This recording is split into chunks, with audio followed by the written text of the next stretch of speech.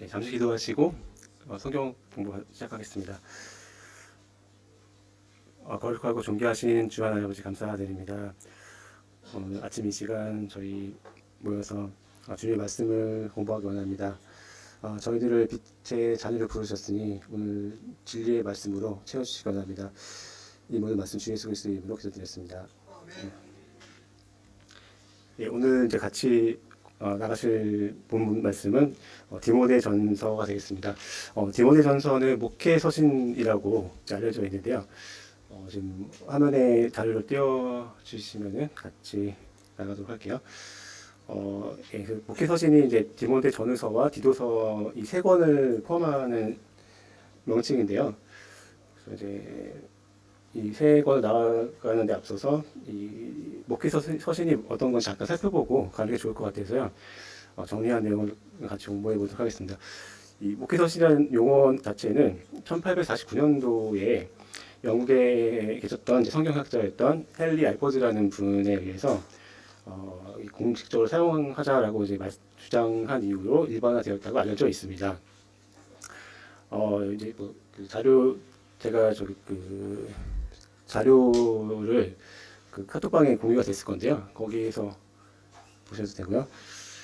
그래서 이제 목회 서신이라고 명칭이 사용된 근거가 있는데요.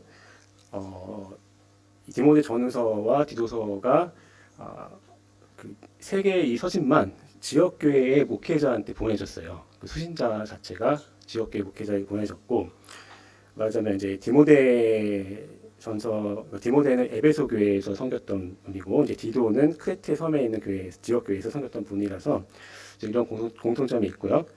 또 내용 자체가 지역 교회를 잘 지도할 수 있도록 훈계하는 내용을 담고 있습니다. 그래서 이런 특징들이 공통적이기 때문에 이제 목회를 위해서 보내진 서신이다라는 의미에서 목회 서신이라는 용어가 사용되고 있고요. 지도에서 보시면 이제 에베소서와 크레테 섬 이제 표시가 되어 있습니다.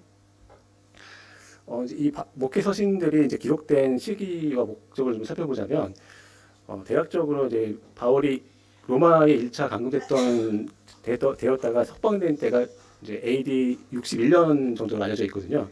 그래서 그 이후에 AD 62년부터 67년 사이 순교하기 전까지 이 세 개의 서신서가 기록됐을 것이다 이렇게 추정을 하고 있고요. 디모데전서의 경우에는 이제 디모데전서 1장 3절에 근거해서 마케도니아 지역에서 지도에도 나와 있는데요. 그쪽에 있을 때 썼지 않았을까라는 추측이 있고요. 디도서의 경우에도 디도서 3장 12절을 근거로 니코폴리라는 지역, 그리스의 중부 지역 정도에 있는 것 같은데 그쪽에서 있을 때 썼을 거다. 또 디모데후서의 경우에는 디모데후서 1장 8절에 근거해서 2차로 로마 감옥에 감금됐을 때 순교하기 직전에 마지막으로 보내신 서신일 것이다 이렇게 이제 추정을 하고 있습니다. 이제 이 목회 서신 세 서신의 목적을 살펴보자면 교회의 체계를 세우고 또 목회를 할 일꾼들, 장로, 또 집사 이런 그 일꾼들의 자질에 혼합하기 위한 그런 내용도 담고 있고요.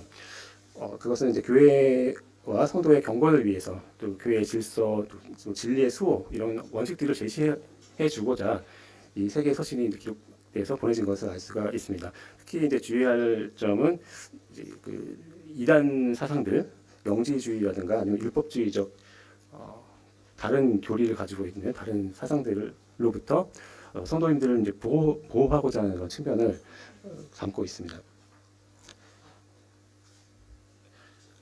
그런데 이제 디모데 전서의 경우에는 이 기록했던 장소에 대해서 약간의 다른 견해가 있을 수도 있는데요. 그거는 이제 그 킹제임스 성경에 보시면은 디모데후서 6장 21절이 끝날 때 맨 뒤에 이제 서명 같은 게 적혀져 있어요. 이게 누가 써가지고 누구한테 보낸다 이런 식의 서명인데요.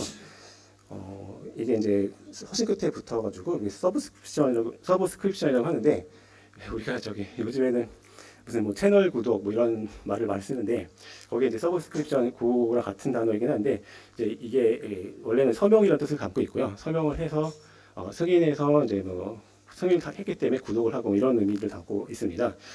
그래서 이제 이 끝에 붙어 있는 서브스크립션을 원래 있었던 본문으로 볼 건지 아니면 그게 빠져 있는 사본들도 있거든요. 이제 밑에 오른쪽에 사본들에 따라서 이제 서브스크립션이 붙어 있는 것도 있고 없는 것도 있어서요.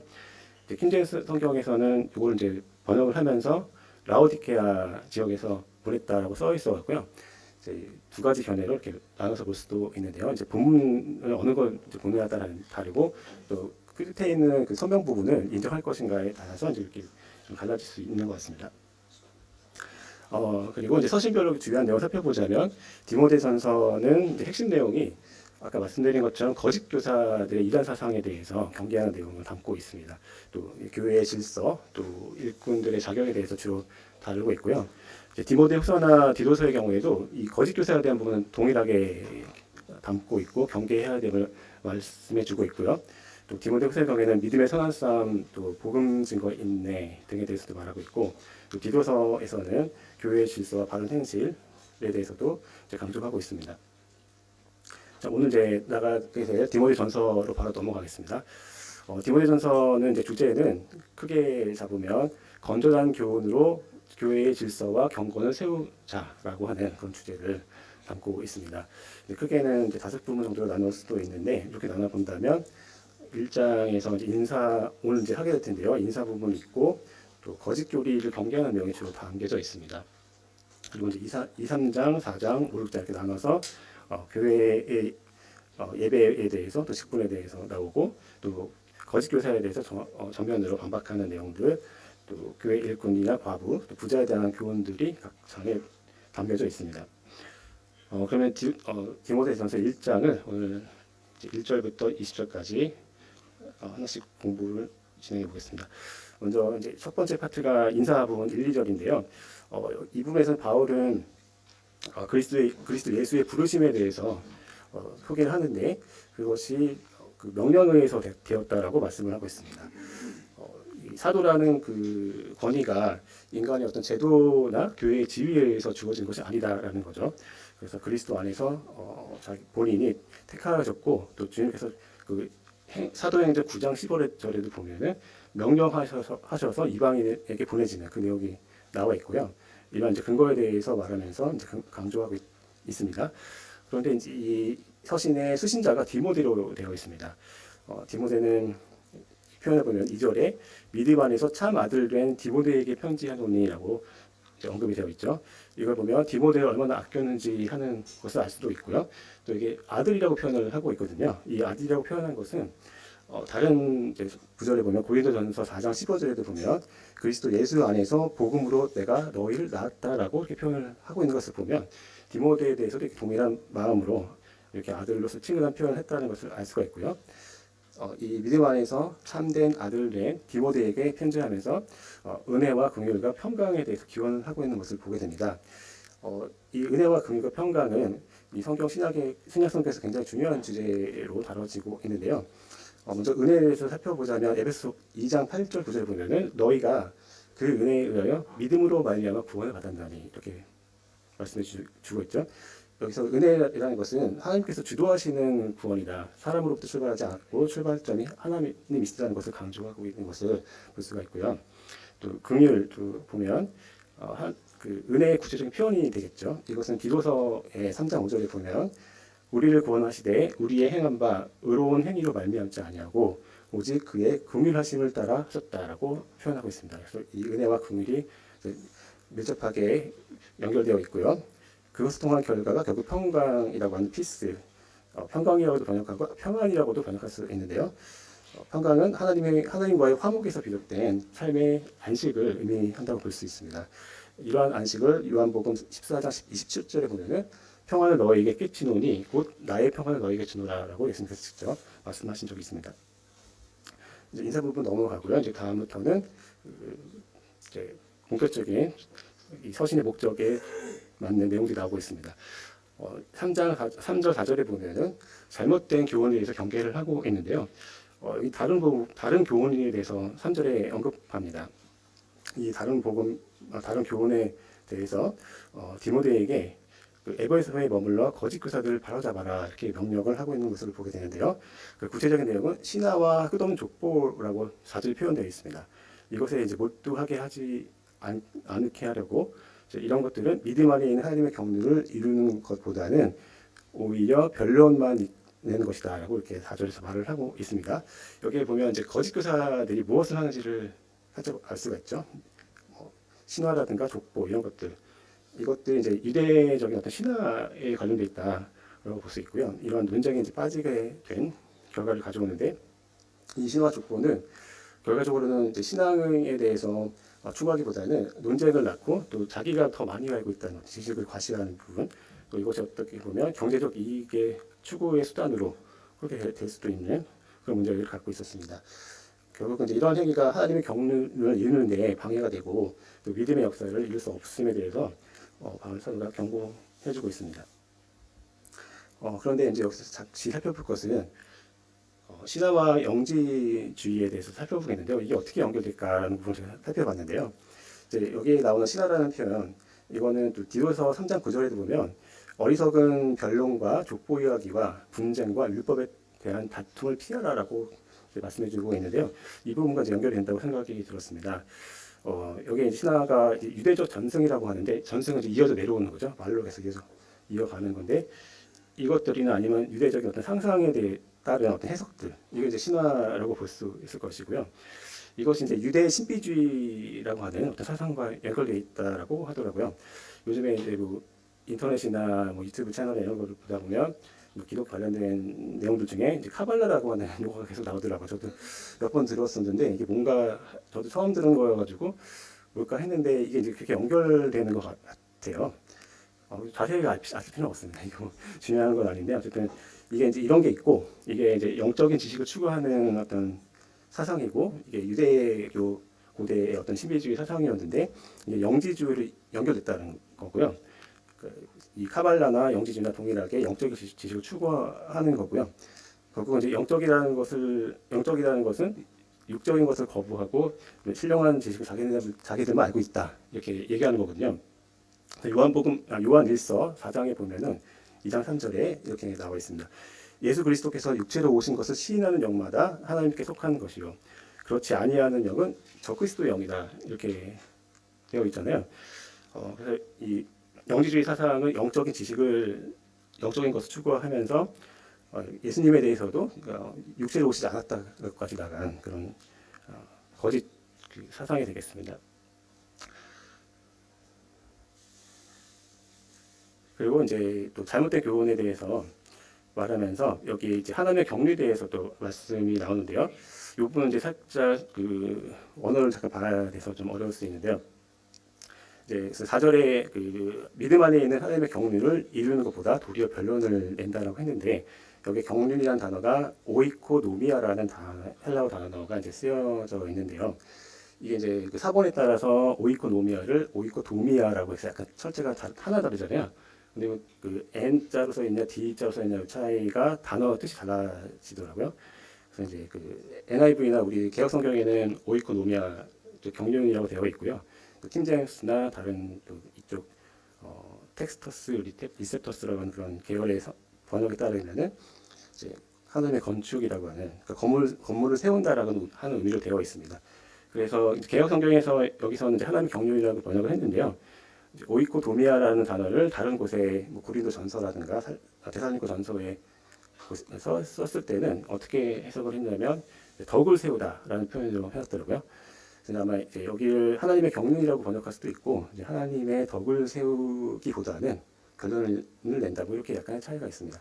뭐 큰 차이는 아닌데 이제 이걸 이제 보는 이유는 이제 그 성경마다 약간 다른 점이 있는데요. 이걸 어떻게 받아들일까는 참 어려운 부분인 것 같습니다. 더 찾아보고 공부하라고 주님께서 이렇게 약간 차이를 두신 것 같기도 하고, 저도 이제 이런 부분들을 찾다 보니까 더 깊이 보게 되더라고요. 그래서 이제 이런 그 성경 단어의 차이도 한번 유심히 보시면 좋을 것 같고요. 그다음에 1장 5절에서 7절에 보면은 이제 바른 교훈의 목적에 대해서 말씀을 해주는데요. 5절에 보니까 이 교훈의 목적이라고 하면서 청결한 마음, 또 선한 양심, 거짓 없는 믿음에서 나오는 사랑이 이 교훈의 목적이다라고 이제 말씀을 해주고 있습니다. 따라서 이 참된 교리를 추구해야만 사랑과 겸손 이런 열매를 맺을 수가 있는데요. 단순히 지식만 가지고 하려고 하면 이러한 그 선한 양심이나 거짓 없는 믿음에서 나오는 그런 경건을 이룰 수 없다는 것을 교훈해주고 있습니다. 그런데 이러한 교훈의 목적이 맞지 않게 초대교회의 성도님들 중에는 이러한 바른 길을 벗어난 분들도 있어서 이제 헛된 말과 지식적 자랑에 빠졌던 그런 분들이 있었고, 이분들이 이제 율법의 선생이 되려고 했다라고 말하고 있습니다. 하지만 이 율법의 선생이 되고자 한 이분들은 자신이 했던 말조차 이제 깨닫지 못하는 채 형식적인 신앙 또 자만에 빠진 그런 상태에 빠졌던 것을 이 율법의 선생이 되려고 했다고 하면서 바울 사도가 이제 지적을 하고 있습니다. 그렇다면 이 율법의 바른 용도는 무엇일까? 그 부분은 이제 8절에서 11절에 나오게 되는데요. 율법은 8절에 보니까 적법함에만 그 율법을 쓰면 선한 것이다라고 알고 있다라고 말을 하고 있습니다. 율법의 본질은 선한 것이고 바르게 사용할 때만 선한 것이죠. 그런데 율법의 목적은 바로잡기 위한 것이다라고 이제 바로 나오고 있고요. 무엇을 바로잡냐 하면 여기 보면 이제 그 율법이 불법한 것을 저지른 자들에 대해서 바로잡기 위해서 15개 종류의 불법이 나옵니다. 15종 세트가 나오는데요. 보면 이제 불법한 자, 복종하지 아니하는 자, 경건하지 아니하는 자, 죄인, 거룩하지 아니하는 자, 망령된 자, 아버지를 죽이는 자, 어머니를 죽이는 자, 살인하는 자, 은행하는 자, 남색하는 자, 이건 동성연애를 말하고요. 임신매매하는 자, 거짓말하는 자, 거짓 맹세하는 자, 기타 바른 교훈을 거스르는 자들을 바로잡기 위해서 율법이 있다라고 이제 말씀을 해주고 있는 것입니다. 그래서 이 율법은 이제 의인이나 경건한 자를 얽매기 위해서 있는 것이 아니다라는 것을 이제 우리가 알 수가 있는 거죠. 그래서 12, 14절에 보면 바울이 이제 은혜에 대해서 감사하는 부분이 나오는데요. 12절에 보니까 나를 능하게 하신 그리스도 예수 우리 주께 내가 감사함은 나를 충성되이 여겨 내게 직분을 맡기시니라고 감사 고백하는 부분이 나와 있습니다. 바울은 밑에 13절에도 나와 있듯이 그리스도인들을 박했던 사람이었습니다. 말하자면 예수 그리스도를 사실 비방했고 그를 따르는 자들을 폭행했던 폭행자였는데 그럼에도 불구하고 이분이 결국은 변화돼서 이방인의 사도가 됐잖아요. 1절에서도 그 사도에 대해서 얘기를 했는데 그것은 믿지 않았을 때 했기 때문에 무지했기 때문에 긍휼로 받아주셨다 또 변화시켜주셨다라고 이제 말을 하고 있습니다. 따라서 이 바울의 삶 자체가 하나님의 은혜의 증거로서 사용될 수 있음을 보게 됩니다. 아무리 극악한 비방자요, 박해자요, 폭행자였던 사도가 되기 전에 사울이었죠. 사울이 변화되어서 바울이 되고 또 그 삶 자체가 하나님의 역사를 증거하는 삶이 되었던 것을 보게 됩니다. 15절에서 17절에 보시면 구원의 목적이 나오는데요. 15절에 보니까 믿보다 모든 사람이 받을 만한 이 말이요. 그리스도 예수께서 죄인을 구하시려고 세상에 임하셨도다 하면서 죄인 중에 내가 괴순이라라고 이렇게 자기 자신에서 표현을 하고 있는 것을 보게 됩니다. 여기에 보면 복음의 핵심이 나오는데요. 그리스도 예수께서 죄인을 구원하시려고 이 세상에 오셨다라고 하는 이 핵심 내용, 복음의 핵심을 이제 선포해주고 있고요. 거기에 보면 이어서 바로 자기 자신에 대한 자기 정의가 나오고 있는 것입니다. 죄인 중에서도 아주 특별한 가장 선두에서는 괴수다라고 이렇게 이야기를 하고 있는 것이죠. 그런데 이 16절에 보니까 이러한 긍휼을 입은 까닭에 대해서 이렇게 설명해주고 있습니다. 사울과 같은 죄인이었던 자가 은혜로 구원을 받았잖아요. 그래서 이것을 그 다음 후대가 쭉 보면서 모든 세대에서 믿는 자들에게 하나님의 동일한 그런 은혜가 임할 것이다. 하나님의 인내와 자비가 동일할 것이다라는 것을 증거해주는 그런 증거의 입장에서 이 긍휼을 입게 됐다라고 설명해주고 있습니다. 그리고 이제 17절에 보시면 영원하신 왕, 곧 썩지 아니하고 보이지 아니하고 홀로 하나이신 하나님이라고 하는 표현이 나오고요. 이분께 이제 영광을 돌리는 성역이 나오는데 거기 보니까 하나님의 속성에 대해서 이제 표현해주고 있는 걸 보게 됩니다. 첫 번째로 이제 영원하신 왕이라고 되어 있어서 하나님의 시간의 제약이 없으신 분이시고 또 영원부터 영원까지 영속적인 그런 왕권을 가지신 분이다라는 것을 이제 우리가 알 수가 있고요. 또 썩지 아니하신 분이라고 되어 있는 것을 보면 이 모든 피조물은 다 죽고 또 쇠하고 낡고 하는데 이런 이제 썩어질 것들이 아니라 하나님은 존재가 멸하지 않으시는 불멸성을 가지신 분이고 아주 완전하신 분이다라는 것을 이제 알 수가 있고요. 또 세 번째로는 보이지 아니하신 분이라고 표현되어 있습니다. 하나님의 영이시라고 우리가 성경에서 배웠고 알고 있는데 인간의 눈으로 볼 수 없는 분이시고 또 초월적 존재인 것을 알 수가 있습니다. 그리고 이제 마지막으로 홀로 하나이신 하나님이라고 되어 있는데요. 이 부분 사실 저기 비교해 보니까 only God이라고 된 성경이 있고 또 the only wise God 그래서 wise가 들어가 있는 사본이 있고 그 사본들이 다 일치하지는 않는 것 같아요. 약간씩의 차이가 이렇게 베껴 쓰다 보니까 있는 걸 뺐는지 없는 걸 썼는지 모르겠지만 여기 이제 wise라고 하는 단어가 있는 킹제임스 성경에는 그게 소포스라고 하는 단어가 들어가 있고요. 이제 다른 계열에는 없어서 only God으로 되어 있습니다. 미세한 차이죠. 그 다음에 18절에서 20절에 보면 이제 그 마지막 부분인데요. 이제 선한 싸움에 대한 이야기가 나오는 걸 보게 됩니다. 18절에 보니까 아들 디모데야 내가 너에게 이 교훈을 명하노니 전에 너를 지도한 예언을 따라 그것으로 선한 싸움을 싸우라 이렇게 권하고 있습니다. 이제 여기서 보면 마치 자기 자신이 자기 아들에게 이제 말하듯이 권하듯이 이렇게 디모데에게 말하는 것을 보게 됩니다. 그러면서 이제 주어진 예언이라는 표현도 나오고 선한 싸움을 싸우라고 했는데요. 이 선한 싸움이 과연 무엇일까라고 이제 의문이 들죠. 바로 19절에 그 내용이 나옵니다. 믿음과 착한 양심을 지키는 것이 바로 이 선한 싸움인 것을 보게 됩니다. 우리가 이제 신앙생활 하면서 각 그 성도님들 그 현실에 맞닥뜨린 여러 현장에서 여러 가지 이제 나의 믿음에 걸린 문제, 나의 양심에 걸린 문제가 이렇게 곳곳에 있죠. 그때 그런 일이 닥쳤을 때 이제 어떻게 삶을 결정할 것인가, 어떤 의사 판단할 것인가. 이것들이 사실 이제 선한 싸움이라는 것을 알 수가 있고요. 우리가 이제 거기에서 밀리거나 이제 자초할 수 있는데 이제 그렇게 되지 않도록 우리가 주의를 해야 되겠고요. 이게 이제 양심을 지킬 것이냐 버릴 것이냐 하는 문제인 것입니다.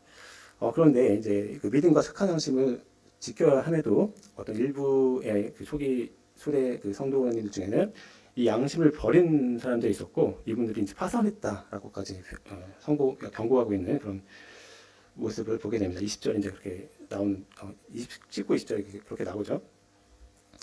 그래서 이제 그 실제적인 사례로서 이름이 이제 명시가 되어 있는데요.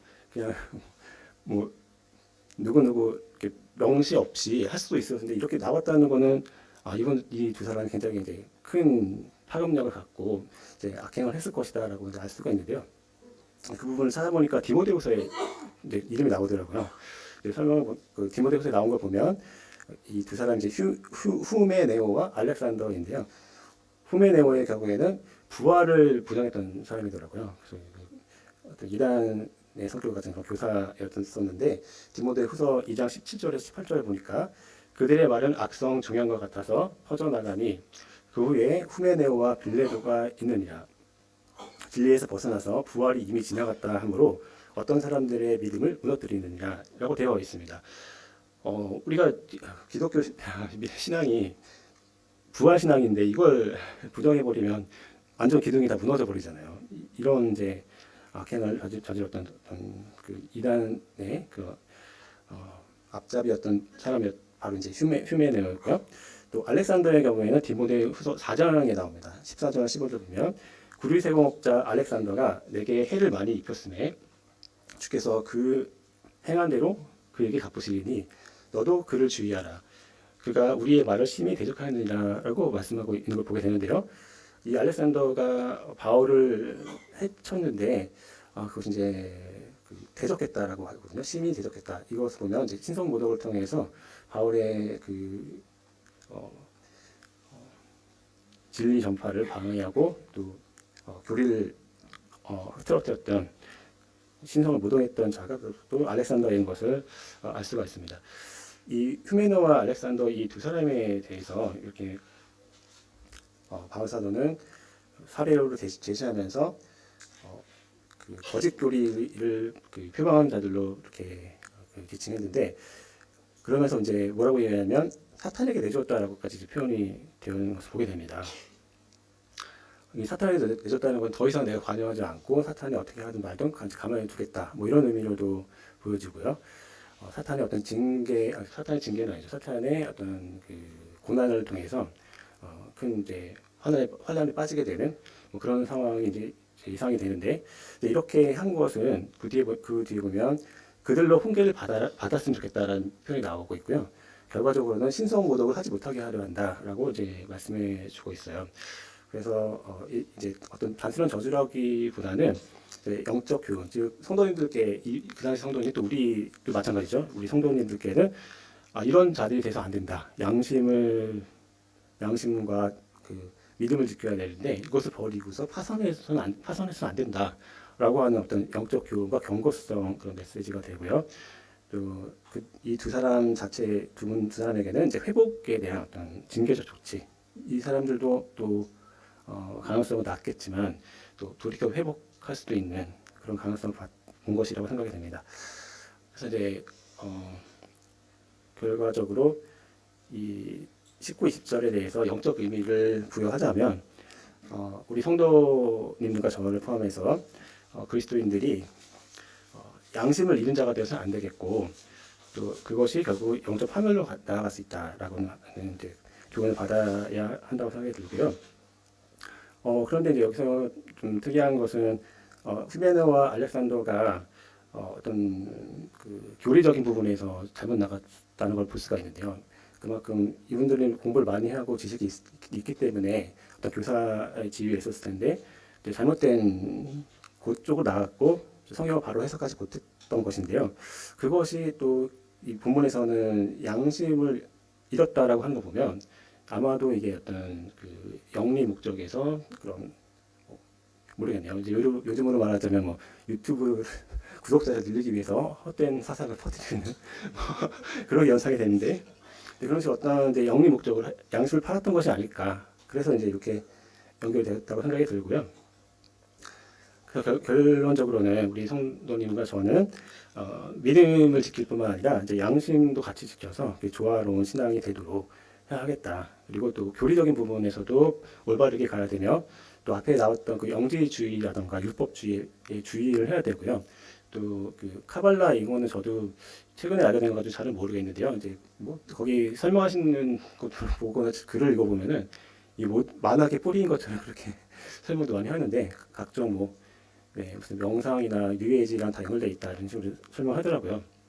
그래서 그런 것들이 오히려 심지어는 이제 기독교계 침투해 있다고까지 이렇게 표현하는 그런 글들도 봤는데요. 아무튼 우리가 그런 것들이 주변에 있기 때문에 우리가 주의를 하고 경계해서 우리 신앙을 잘 지키도록 그렇게 주의를 하는 저와 여러분이 됐으면 좋겠습니다. 네, 오늘 준비한 내용은 여기까지고요. 이제 이어서 준비된 문제풀이로 넘어가도록 하겠습니다.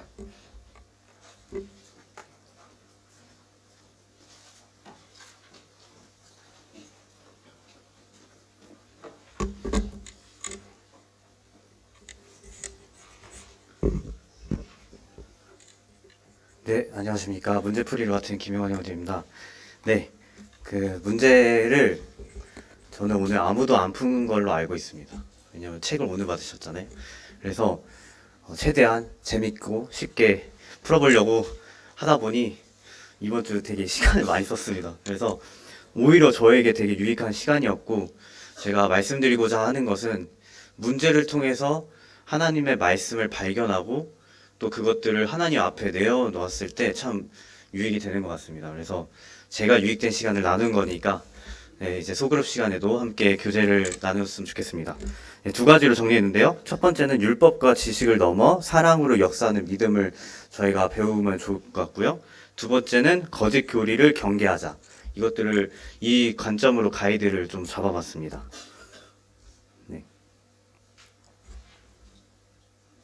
네, 우선은 형제님께서 너무 잘 설명을 해주셨기 때문에 제가 자세하게는 설명을 안 하는데요. 이 경륜을 이루기보다 변론을 낳는다, 이 말이 무슨 말이냐면 이제 지식을 사랑이 아닌 우월감의 무기로 사용하는 상태라고 합니다. 그래서 이때 당시에 에베소 교회 이 상황에서는 이제 율법과 족보 해석을 하는데 좀 찾아보니까 랍비들의 그런 저희 그런 탈무드 아시죠? 그런 것들을 뭔가 이제 그들만의 성경 방식을 이용해 가지고 이제 거짓된 가르침들을 좀 하고 있었던 것을 보게 됩니다. 그래서 이들이 가지고 있었던 잘못 이용했던 것이 이제 지식적 우월감이었고요. 두 번째는 자기 의의 오용이었습니다. 그래서 이 질문을 누가 출제했는지 모르겠는데 어쨌든 저희들에게 질문하고자 하는 이 질문이 뭐냐면 네. 사랑이라는 최종 목표가 아니라 지식적 우월감이나 자기의의 수단으로 잘못 사용하고 있는 이 사례들을 우리가 살펴보자라는 게 질문의 목적이에요. 그래서 제가 이제 가상의 인물을 좀 설정을 해봤습니다. 네, 오해하지 말 것은 이 실제 인물도 아니고요. 실제 사례도 아니기 때문에 유형 파악도 하자. 이건 아닙니다. 그래서 경계의 목적은 우리가 청결한 마음과 선한 양심과 거짓이 없는 믿음에서 나오는 이 사랑을 우리가 가져보자라는 목적으로 네 명의 이제 가상인물을 좀 설정을 해봤습니다. 첫 번째, 네, 되게 보기만 해도 질서형의 김영재님이시고요. 네, 그리고 두 번째는 이제 지식 우월형, 되게 웃고 계십니다. 그렇지만 이제 지식적으로 풍부하신 분이고, 이제 자기 의형은 이제 표정이 좀 굳어 있으시죠. 그러니까 뭔가 이제 열정이 있으신데 뭔가 굳어 있는 상황이고, 네 번째는 제 소개를 해보도록 하겠습니다. 네. 첫 번째 인물, 이제 배경입니다. 40대 초반이시고요. 이제 말씀에는 열심히 있었습니다. 그리고 교회 질서에는 굉장히 그 교리를 전통하고 있는 상황입니다. 근데 이제 예를 들어서 이거 제가 이제 실제 인물이 아니니까 오해 안 하셔도 됩니다. 이제 자매들이 머리 수건을 막 벗은 상태를 딱 봤습니다. 그리고 형제들이 감사 참여를 안 하고 한 이상한 찬양을 선택하네? 약간 뭔가 참여를 아무도 안 하네? 저희가 이제 형제 모임의 특징이 이 고독의 시간을 통해서 성령님의 역사가 나타나는 그런 부분을 우리가 이제 주의 역사가 나타난다고 하는데 그런 반응들이 없는 거예요. 네, 이 형제님은 그것을 보고 이제 마음이 좀 어려워진 거죠. 그래서 이제 문제가 발생합니다. 네, 주일 집회에 이제 한 자매에게 가가지고 이제 이제 조용히 불러가지고 이제 어조가 딱딱하게 사랑 얘기를 했는데 이제 이 자매는 울기 시작한 거예요. 그래서 사랑보다는 검사받는 느낌이었다라고 눈물을 흘립니다. 그래서 저희가 오늘 말씀을 토대로 성경적 진단을 할 수 있는 것은 명령의 목적은 사랑이다. 그래서 김영재님께서는 율법을 명령을 지키는 데 집중을 했지만 이제 그 열매가 사랑이 아니었다라는 이런 가상의 사례들을 저희가 볼 수 있는 것 같습니다. 저희가 회복할 수 있는 포인트는 한 가지입니다.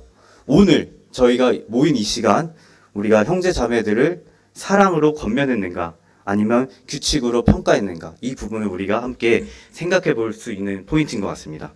그리고 본질은 이 교훈의 목적은 사랑인 것을 우리가 또 보게 됩니다. 네, 두 번째 포인트입니다. 지식적으로 우월하신 분이 또 계시죠. 저는 그쪽은 아닌 것 같은데. 네. 그래서 이제 보시면 이제 말씀의 깊이에 연구가 있으세요. 그리고 뭐 헬라어나 히브리어도 잘 아시고요.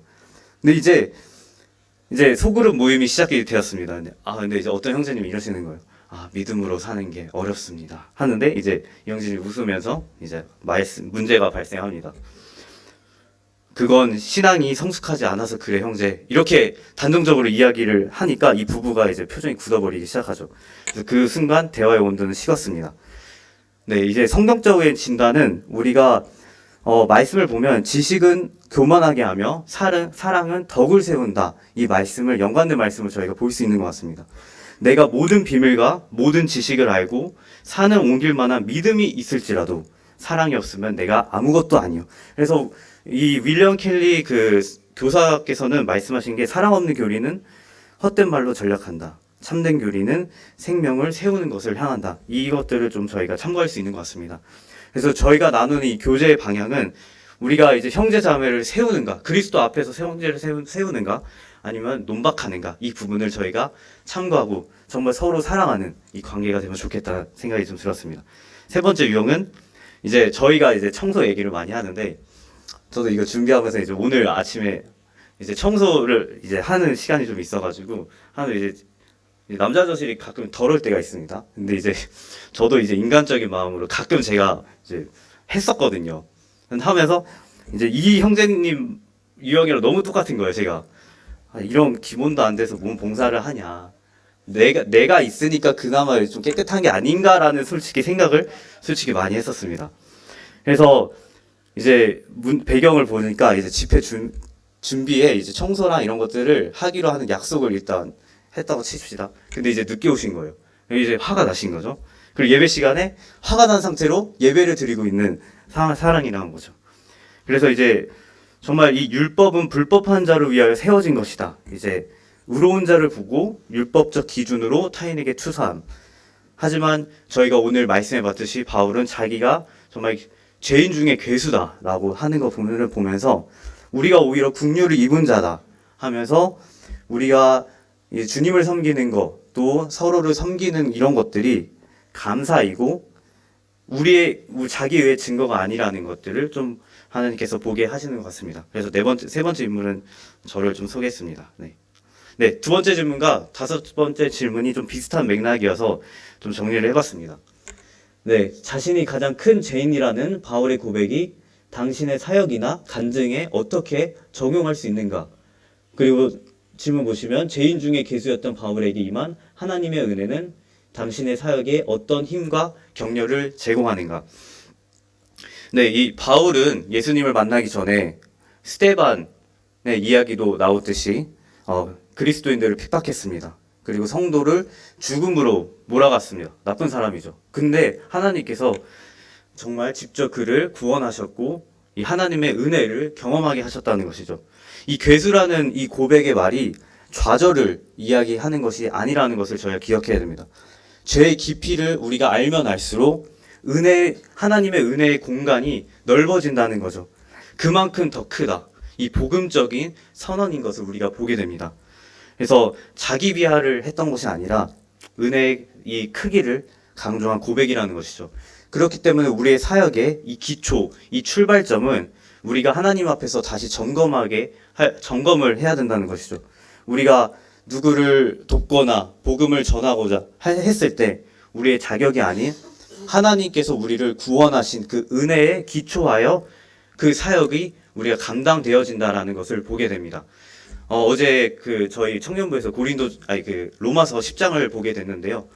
이제 다들 모든 청년들이 소그룹에서 복음을 합당한 삶을 살기 위해 또 복음을 전하고자 주변 영혼들을 위해서 이렇게 나누는 시간을 가졌습니다. 근데 이런 생각이 들더라고요. 우리는 이제 소그룹으로 파송하는 거다라는 생각이 들었습니다.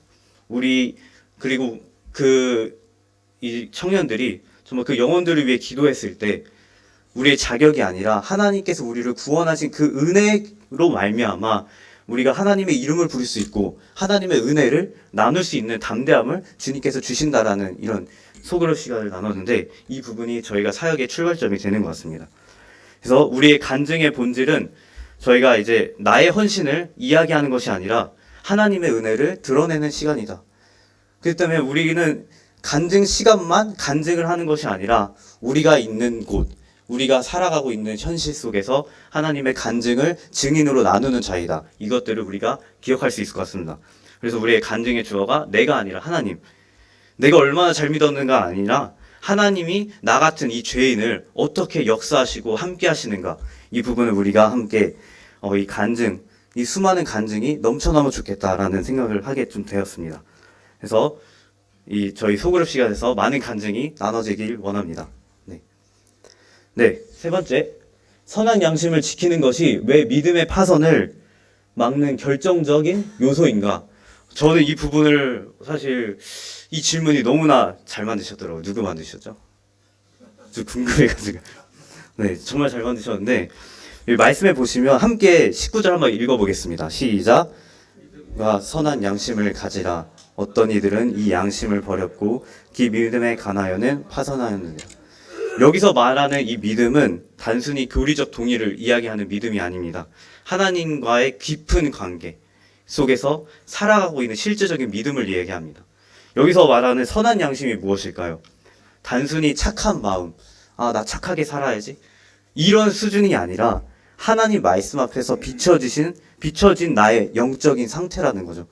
그래서 말씀과 삶이 일치되는 나의 선한 양심, 그리고 죄를 우리가 옛 습관이 남아있기 때문에 지을 수밖에 없는 그런 우리의 그런 죄성을 또 발견하실 때 그때 죄를 덮지 않고 숨기지 않고 주님 앞에서 거짓말하지 않는 이 청결한 진리 앞에 이 영적인 마음, 정직한 마음, 주님께서 원하시는 이 선한 양심이라는 거죠.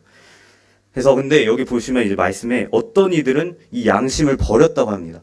이 버렸다의 의미를 좀 찾아보니까 이제 놓쳤다, 잊었다의 수준이 아니라 의도적이고 적극적인 거부를 이야기하고 있는 것입니다. 이들이 잘못을 모르는 것이 아니라 자기 욕심과 교만과 자기 의 때문에 하나님의 경고를 무시한 이 하나님 앞에서 감각이 무너진 것들을 얘기합니다.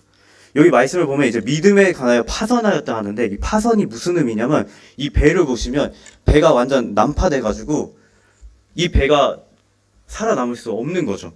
그래서 배가 폭풍에 부딪혀 산산조각 나는 상태였다는 것이죠.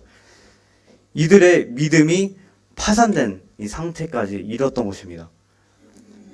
그래서 이 가지라라는 이 원어적 의미는 계속 붙들고 지켜내라는 거죠. 하나님의 말씀으로 말미암아 이 거짓된 교리를 분별하고 정말 이 믿음, 이 능동적이고 지속적인 것들을 보게 됩니다. 그럼 우리가 어떻게 이런 선한 양심을 지킬 수 있을까? 첫 번째는 하나님의 말씀 앞에 우리가 마음을 정직하게 세우는 것인 것 같습니다. 히브리서 말씀 4장 12절 한번 보겠습니다. 하나님의 말씀은 살아있고 활력이 있어 좌우의 날선 어떤 검보다 예리하며 혼과 영과 및 관절과 골수를 찔러 쪼개기까지 하며 또 마음의 생각과 뜻을 판단하시나니, 여기 말씀을 보면 마음의 생각과 뜻을 판단하신다고 하십니다. 그리고 하나님의 말씀은 살아있기 때문에 우리가 하나님 말씀 앞에 비춰졌을 때 우리가 얼마나 많은 죄성이 있을지라도 하나님 앞에서 정말 하나님이 우리의 믿음과 선한 양심을 품을 수 있다라고 봅니다. 두 번째는 작은 타협을 허용하지 않는 것들을 우리가 하나님 앞에 내어놔야 될 것 같습니다. 예, 윌리엄 켈리 그 형제님의 그 주석을 좀 찾아봤는데 믿음의 파선은 진리를 부정한 데가 아니라 진리를 따르지 않는 작은 타협에서 시작된다. 그래서 우리가 이 작은 타협으로 말미암아 이 양심이 묻어지는 이 세대에 우리가 살고 있습니다. 이것이 우리의 거짓 교리인 것 같습니다. 세 번째는 가장 중요하다고 생각이 드는데 공동체의 교제 가운데 우리가 머무는 것입니다. 피차 권면하여 너희 중에 누구든지 죄의 유혹으로 완고되지 않도록 하라. 예, 저희가 정말 피차 권면하고 서로 사랑할 때 우리가 이런 죄의 유혹 가운데 완고되지 않도록 우리가 공동체 가운데 이 교제가 정말 중요한 것 같습니다. 나홀로 서기가 참 어렵습니다. 그러나 우리가 죄인들이 모인 이곳에서 하나님의 의인된 은혜를 나눴을 때 여기서 받는 이 기쁨과 위로는 세상에서 줄 수 없는 참된 하나님의 위로인 것 같습니다. 그리고 마지막으로 그리스도의 피에 의지하는 삶인 것 같습니다. 네, 우리가 말씀 보시면 하물며 영원하신 성령으로 말미암아 흠없는 자기를 하나님께 드린 그리스도의 피가 어찌 너의 양심을 죽은 행실로부터 깨끗하게 하고 살아계신 하나님을 섬기지 못하게 하겠느냐. 또한 요한일서 1장 9절입니다. 만일 우리가 우리 죄를 자백하면 그는 미쁘시고 의로우사 우리 죄를 사하시며 우리를 모든 불의에서 깨끗하게 하실 것이요. 그래서 우리가 말씀을 보시면 우리가 하나님 앞에 담대히 설 수 있는 깨끗한 양심을 주님께서 허락하신다는 것을 우리가 보게 됩니다. 예, 마지막 질문입니다. 오늘날 당신이 섬기는 교회에서 유대의 신화와 끝없는 족보에서 상응하는 어리석은 논쟁이 무엇이며 이에 어떻게 대처해야 되는가? 네, 이거 잘못만 얘기하면 큰일 날 것 같아서 좀 생각을 많이 해봤는데요. 네, 결론부터 말하면 우리가 이 이야기가 사랑을 세우는가를 우리가 확인할 필요가 있고 양심을 깨끗하게 하는가 그리고 복음의 본질로 돌아가는가 이 부분을 기억해야 됩니다. 만약에 이것들이 아니오라는 그런 정말 껄끄러운 것들이 있다면 이게 덕이 되지 못하고 아무리 좋은 가르침이어도 사랑이 되지 못하고 그리고 우리가 정말 그리스도의 사명을 가진 자로서 우리가 그 사역에 함께 할 수 없는 것들을 보게 되는 것 같습니다. 아직 시간이 좀 남았네요. 네. 그래서 좀 찾아봤습니다. 네. 시대마다 반복되어 나타나고 있는 어리석은 논쟁이 무엇일까? 그리고 그것들의 공통적인 특징이 무엇일까 조금 조사를 해봤습니다. 그래서 이제 처음에 이제 디모데전서 1장의 배경을 시작으로 중세교회와 포스터 모던 시대, 그 다음에 2025년의 현대 크리스천들의 흐름 속에서 어리석은 논쟁이 무엇일까? 이것들은 이제 참고 자료는 구글에 서칭을 좀 했습니다. 미국 자료들을 좀 찾아봤는데 일단 1세기는 저희가 얘기했기 때문에 좀 넘어가고요. 중세교회 때는 이제 로마 카톨릭 중심의 제도화와 형식주의가 확산이 됐습니다. 그래서 인간의 전통이 하나님의 말씀을 대신하는 것들을 좀 보게 됩니다. 이것들이 이 중세교회 때 있었던 어리석은 논쟁이었고요. 그래서 이들이 얘기했던 게 행위와 또 은혜가 혼합된 신앙을 얘기하면서 이 진리를 아는 것보다 권위와 지식 체계가 유지됐던 것을 좀 보게 됩니다. 그리고 이 근현대 포스트 모더니즘 시대에서는 이 절대 진리를 거부하는 또 이제 이런 거짓된 가르침들이 교회 가운데 좀 들어온 거에 보게 됩니다. 그래서 이 얘기를 보면 이제 진리는 각자에게 다르다라는 관점을 이야기하면서 서로 다름을 인정하면서 절대적인 하나님의 진리를 잊어버리고 내버려두는, 그리고 이 모든 그 컨텐츠들이 넷플릭스나 모든 영상과 모든 가치관들이 하나님 중심이 아니라 신은 없다라고 이야기하는 이 거짓된 가르침들이 교회에도 침범되고 있다. 우리는 이것들을 분별해야 된다고 좀 생각이 되어집니다. 그래서 성경의 그 가치들을 연구하고자 하는 시간보다 다른 것들의 시간을 좀 뺏기는 것들을 좀 보게 됩니다. 그래서 결국은 느낌 중심의 신앙으로 발전이 돼서 이제 감정적인 그 신앙이 어떻게 보면 좀 위주가 됐던 것 같다는 생각이 좀 듭니다. 왜냐하면 그런 혼돈된 세상에서 그런 공간과 시간 가운데 감정의 변화가 마치 성화의 과정처럼 여겨지는 경우도 있지 않았나라는 역사 속에 그런 어리석은 논쟁이 있었던 것 같습니다. 2025년은 사실 조심스럽습니다. 그냥 하겠습니다. 저희가 디지털 시대에 살고 있고 또한 정치와 문화 이슈에 굉장히 저희가 많이 노출되었다는 것이 우리가 정보화 시대에 많이 살고 있는 것 같습니다. 수많은 정보가 많고 어떻게 보면 거짓된 가짜 뉴스도 많아지고, 그리고 하나님의 말씀보다 이것들에 팔리는 우리가 그런 것들을 보게 됩니다. 하지만 저희가 기억해야 될 것은 정말 하나님의 말씀 앞에서 정말 우리가 이 세대를 분별하고 또한 하나님의 말씀을 귀 기울여 듣는 것이 가장 중요한 것 같습니다. 그런 거에 있을 때 우리가 분별하는 것이 아니라 우리 안에 계신 성령님으로 말미암아 우리에게 그것들을 죄를 이겨낼 힘을 허락해 주시고 또 우리에게 담대함을 허락하셔서 그 죄의 유혹을 피할 수 있는 그런 길을 주님께서 마련해 주신다라고 생각이 듭니다. 그래서 공통점을 보면 이제 진리보다 지식과 형식의 앞세움이 있었고요. 사랑의 목적이 실종되었고요. 자기우와 영적의 우월감, 그리고 공동체 분열과 신앙의 무력화. 이제 논쟁에 대해서는 굉장히 열정적이지만 이 영적인 생명이 약화된 것들을 또 볼 수도 있다고 생각이 듭니다. 이거 객관적인 사실로 얘기하긴 하면요. 하지만 이 회복의 길은 언제나 동일하다는 것이죠. 예수 그리스도께 있다는 것입니다. 그래서 시대는 달라도 우리의 어리석음 논쟁의 본질은 같다는 사실을 기억해야 됩니다. 그러면 우리가 절대 흔들리지 않을 것입니다. 왜냐하면 하나님의 진리가 우리 안에 있기 때문이죠. 그래서 교회 부르심은 논쟁이 아니라 사랑 안에서 진리를 행하는 것. 아까 믿음 안에서 하나님의 경륜, 하나님의 건축이 세워지는 것, 하나님의 왕국이 정말 우리 이 땅에 임하고 그 통치 안에 우리가 들어가는 것, 그것들이 참 놀라운 진리인 것 같습니다. 같이 에베소서 4장 15절 말씀 읽고 함께 마치도록 하겠습니다. 시작. 사랑 안에서 참된 것을 하여 범사에 그에게까지 자랄지라. 그는 머리시니 곧 그리스도라. 네, 기도하고 마치도록 하겠습니다.